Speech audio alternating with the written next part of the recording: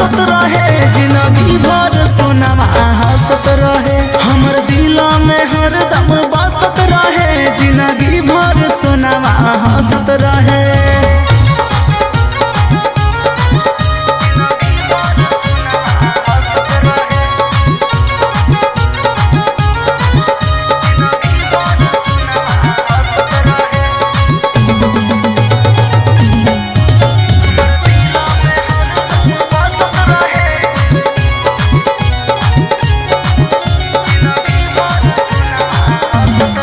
इतने कृपा करा भंडारी, लिए साथ में जीवन गुजारी।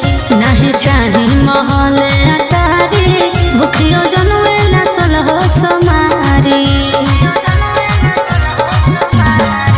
मनवा में लेके लियो एक गोवा, कबो करिहा ना बाबा चला के निराश।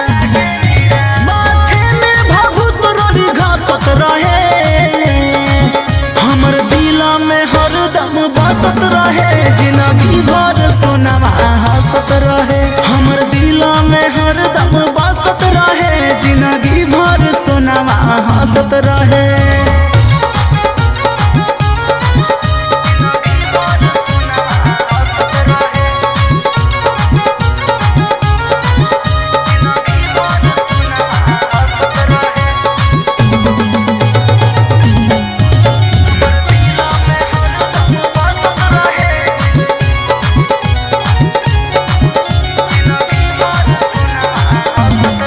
इतने मांगियो आशीष भोले दानी, तने बुझो हमार परेशानी। एही पगला के ही ओ दीवानी, इनके नाम है मोर जिंदगानी। कहो ओमकांत अंकित जोड़ी दोनों हाथ, कबो छूटे ना हमार जन्मा के साथ।